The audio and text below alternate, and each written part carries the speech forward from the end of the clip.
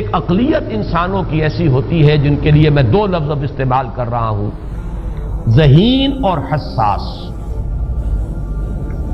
ذہین اور حساس لوگوں میں قبض اور بسط کی کیفیت، یہ مختلف سائیکلز ہیں جو آتی رہتی ہیں۔ کبھی طبیعت میں پشمردگی ہے، دل بجھا ہوا سا ہے، کچھ نا امیدی سی ہے، خود اپنے اوپر اعتماد کی کمی محسوس ہو رہی ہے، مجھ میں صلاحیت نہیں ہے، میں کچھ نہیں کر سکتا، اب تک جو کچھ کیا کبا بھی ہے، امنگ بھی ہے، امید بھی ہے، روشن پہلو نظر آ رہے ہیں۔ قبض کی کیفیت میں تاریک پہلو نظر آتے ہیں، مایوسی کے پہلو نظر آتے ہیں، پیسیمزم کی کیفیت، اور یہ جو بسط کی کیفیت ہے اس میں روشن پہلو۔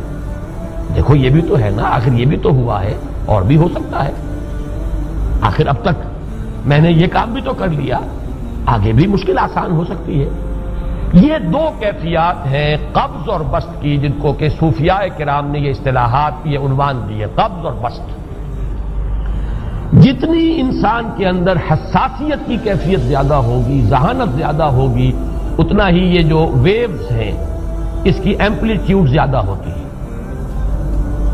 کم ذہین انسان ہے، کم حساس ہے، آئیں گے تو صحیح ہے، لیکن یہ کہ وہ ویو جو ہے اس کا ایمپلیٹیوڈ جو ہے اس کے اندر اوپر اور نیچے کی کیفیت زیادہ نہیں ہوگی۔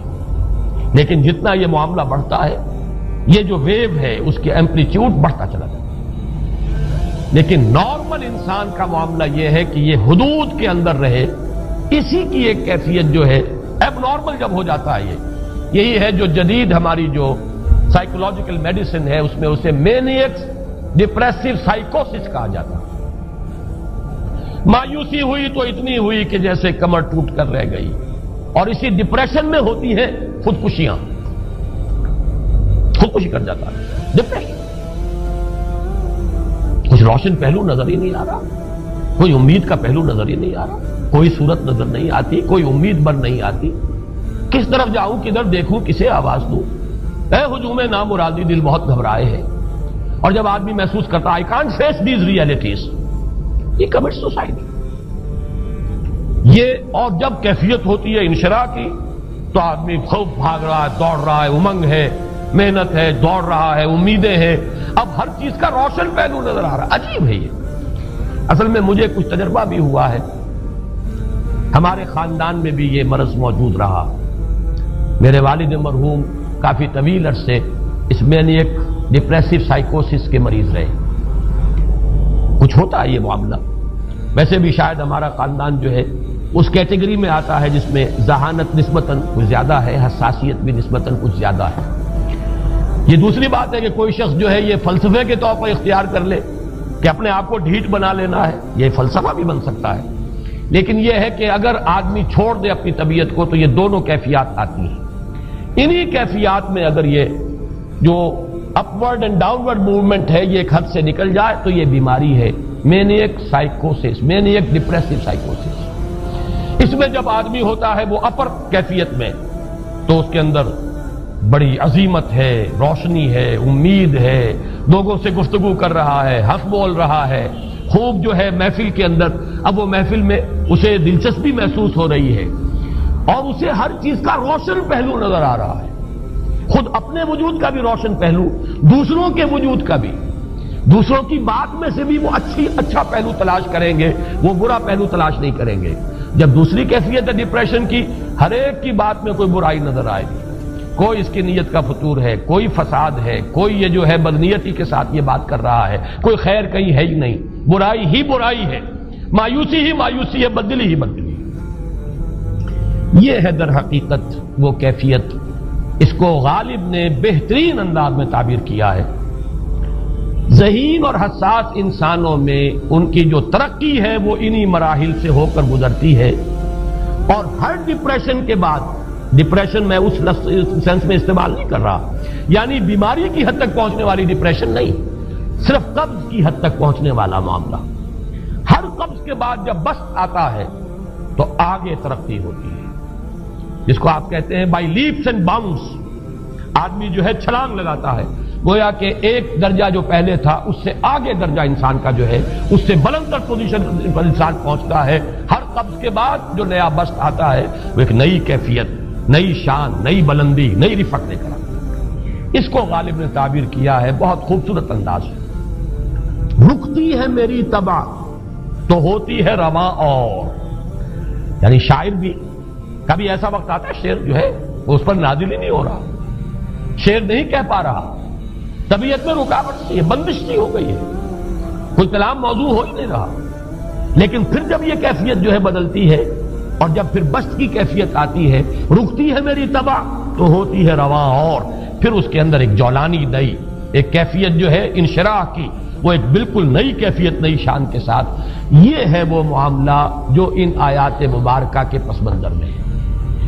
اسی لیے اب میں آپ کو اس کا حوالہ دے رہا ہوں. تفسیر مظہری میں قاضی ثناء اللہ پانی پتی رحمت اللہ علیہ نے بہت عمدہ بات فرمائی ہے کہ حالت قبض اگر کسی شخص پر طاری ہو تو اس حال میں اکسیر کا درجہ رکھتی ہے یہ سورہ مبارکہ، اس لیے کہ یہ نازل ہوئی ہے محمد الرسول اللہ صلی اللہ علیہ وسلم پر اسی حالت قبض میں.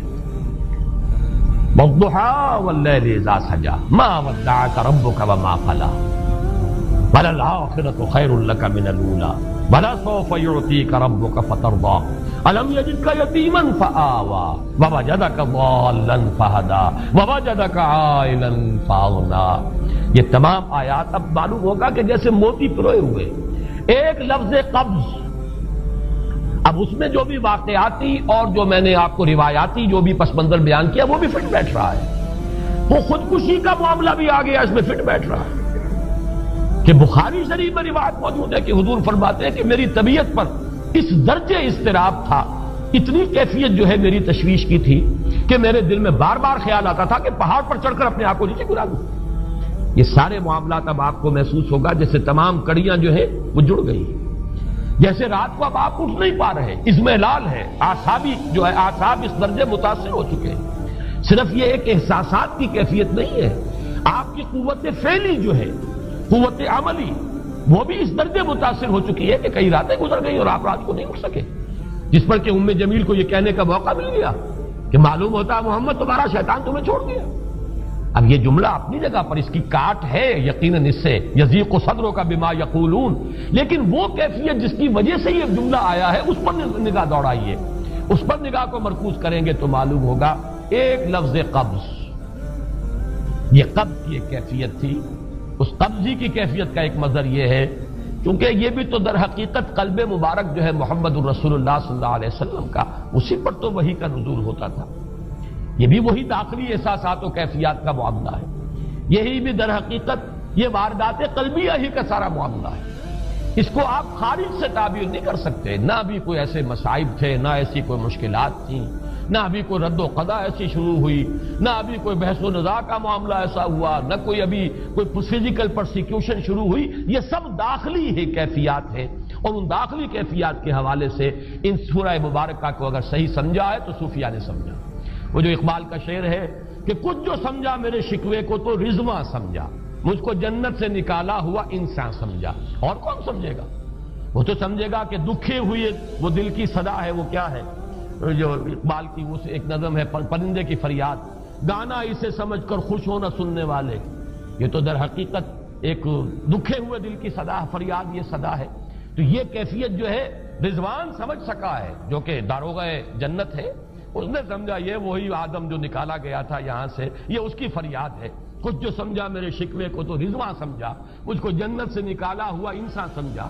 تو واقعہ یہ ہے کہ اس سورہ مبارکہ کا صحیح فہم اگر حاصل ہوا ہے وہ امام راضی کو حاصل ہو ہی نہیں سکتا. وہ عقل اور منطق کی گتھیاں سلجھانے والے آدمی ہیں. اپنی جگہ ان کی کنٹریبیوشن بہت. یہ لغت اور ادب کا کوئی خاص مسئلہ اس میں ہے ہی نہیں کہ زمخشری اس میں کوئی جولانی دکھائیں اپنی، اس میں کوئی ایسا اشکال ہے ہی نہیں، نحوی اشکال ہی نہیں. لیکن یہ واردات قلبیہ کا معاملہ ہے، احساسات باطنی کا معاملہ ہے، یہ نفسیات انسانی کا معاملہ ہے. اور اس کو وہی سمجھ سکتے ہیں کہ جو ماہرین علم نفس ہیں، اور وہ ہیں صوفیاء کرام ہمارے ہاں، جن کا وہ ذوق ہے باطنی کیفیات و احساسات، جن کا موضوع ہے کہ یہ در حقیقت حالت قبض کی کیفیت ہے.